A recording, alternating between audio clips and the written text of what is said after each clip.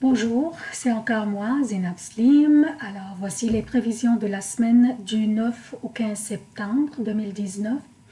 D'abord, j'aimerais vous remercier tous pour avoir été restés abonnés à la chaîne, bien que je manquais la semaine passée. En plus, j'ai reçu des courriels, des très gentils courriels pour me demander si j'allais bien et si j'étais saine et sauve. Et à ceux qui ont pensé à moi, je vous remercie énormément.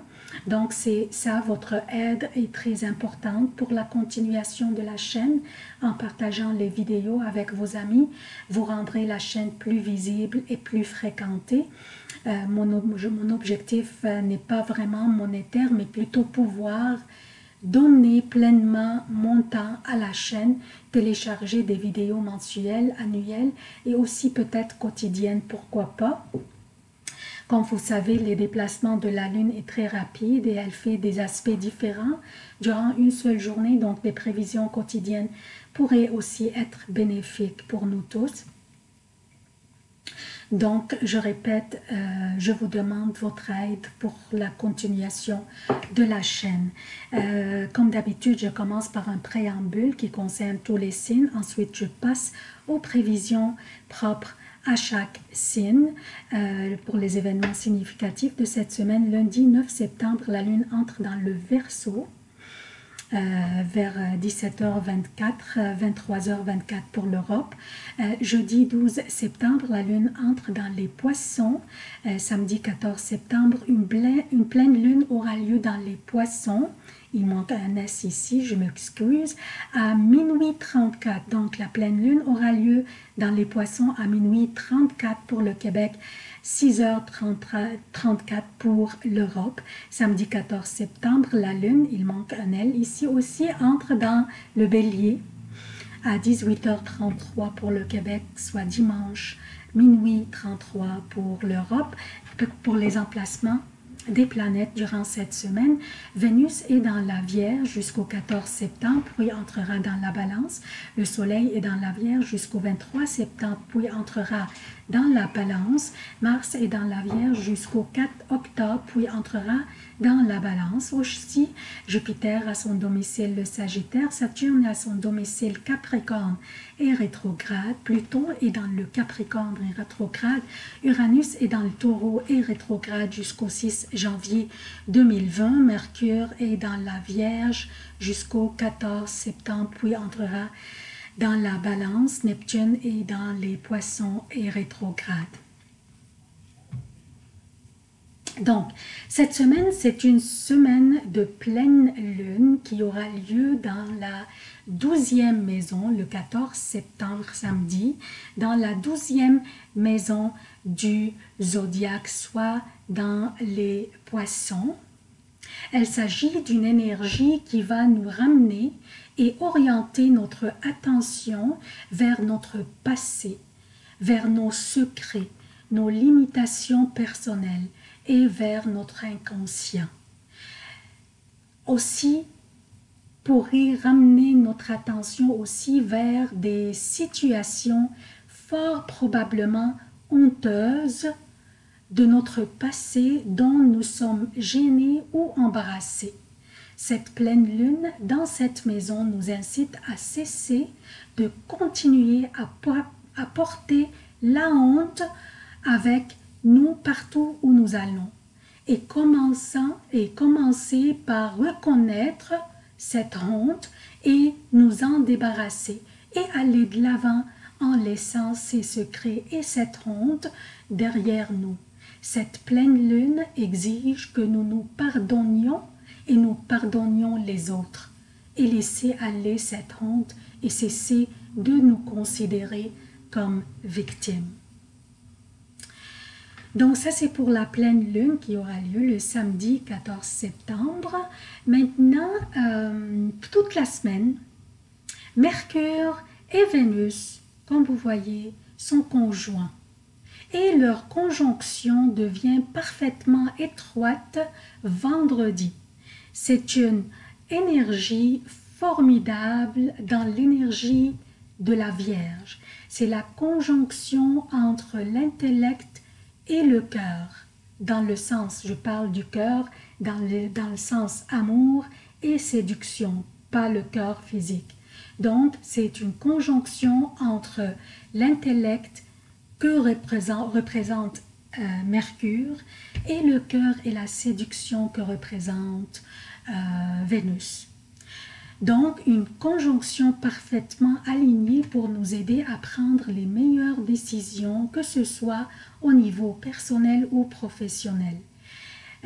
Ces deux-là, Mercure et Vénus, finissent leur transit dans la Vierge, faisant un bilan de ce qu'ils nous ont aidé à améliorer dans notre vie quotidienne et notre bien-être. Donc, avons-nous pris les bonnes décisions à ces propos? Avons-nous fait les ajustements et modifications dans nos habitudes de vie quotidienne pour l'améliorer et la rendre plus efficace? Et maintenant, ils se tiennent la main, comme vous voyez, comme s'ils se tiennent la main, et ils rentrent un après l'autre dans la Vierge, dans la Balance.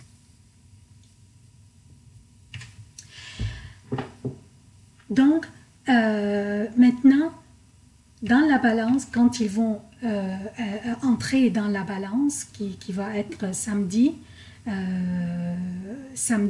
pour Mercure et aussi samedi en après-midi pour Vénus. Donc, quand ils vont entrer dans la Balance, ils veulent que nous soyons fortement diplomates, réduire les conflits aussi. Ils veulent nous aider à éviter les conflits. Aussi, durant cette période, il y aura un T carré, comme vous voyez, entre le Soleil, Jupiter et Neptune. Ça s'appelle un T carré. Ce qui pourrait intensifier la controverse et peut-être les confrontations avec les figures d'autorité, comme par exemple les parents, les professeurs ou les supérieurs au travail. Donc, durant cette période, nous serons mieux être extrêmement diplomates et diligents dans la manière dont nous réagissons. Surtout que Vénus et Mercure, comme je viens de dire, entreront dans la Balance et comme j'ai dit tantôt, ils nous incitent à être fortement diplomates et à éviter les conflits et surtout les confrontations. Donc ça c'est pour nos amis ici, Mercure et Vénus. Lundi, nous avons Mercure en trigone avec Pluton. Il y a beaucoup de trigones comme vous voyez, mais Mercure a fait un trigone avec Pluton et Mars fait un trigone avec Saturne, comme vous voyez. C'est une énergie de terre entre la Vierge et le Capricorne. Donc, c'est une énergie pratique, solide, productive et efficace, donnant l'opportunité de prendre nos décisions judicieusement et d'aller de l'avant et d'accomplir les choses qui traînent, bien sûr. Mardi, le Soleil qui est conjoint à Mars est en opposition avec Neptune. Le Soleil, c'est notre vitalité, la chaleur et la lumière, et c'est notre motivation aussi. Le Soleil est en analogie avec le cœur dans notre cœur, physiquement le cœur dans notre cœur. Mars est le désir d'action, l'énergie physique et la force, et il est en analogie avec les muscles et la rate dans notre corps. Les deux, le Soleil et Mars, opposent Neptune dans les Poissons et eux autres, ils sont dans la Vierge. Durant cette semaine, nous devons porter une attention particulière à notre santé et aussi ne pas prendre de risques physiquement et être très prudent, par exemple, au volant à vélo et aussi durant nos activités physiques quotidiennes, surtout si nous travaillons dans les usines ou avec des machines lourdes. Cette conjonction du Soleil à Mars avec Mars, opposant Neptune, pourrait aussi nous faire recevoir un coup au niveau de notre estime de nous-mêmes et notre confiance en nous-mêmes, et aussi en nos capacités et en nos habilités, ce qui pourrait nous rendre soucieux et anxieux avant de prendre nos actions. On pourrait sentir l'hésitation, ce qui est correct. Être prudent est beaucoup mieux d'être désolé ou déçu par la suite. Par contre, jeudi, Mars et Jupiter font un carré ensemble. Donc jeudi, Mars et Jupiter font un carré ensemble. Donc Mars fait un carré avec Jupiter. Ce carré est là pour nous donner le courage d'aller de l'avant, comme s'il est en train de nous donner un boost ou une charge de confiance en nous pour prendre nos actions. Donc comme si ce carré est là pour nous inciter à ne pas avoir ce manque ou cette anxiété d'aller de l'avant. Donc il est là pour nous booster, pour nous pousser. Dimanche, la Lune fera un carré. Enfin, la Lune fera un carré avec Saturne, ce qui pourrait nous rendre un peu plaignards et nous pourrions blâmer les autres pour nos échecs. Donc, nous devons assumer la responsabilité de nos erreurs afin que nous puissions les rectifier ou les éviter dans l'avenir.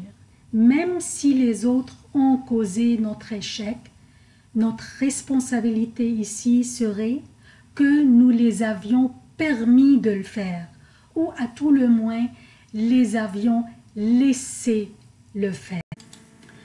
Alors le préambule est terminé, je passe maintenant aux prévisions propres à chaque signe. Bonjour chers cancers, voici vos prévisions pour la semaine du 9 au 15 septembre 2019. D'abord, avant de commencer, j'aimerais demander votre aide s'il vous plaît, c'est très important.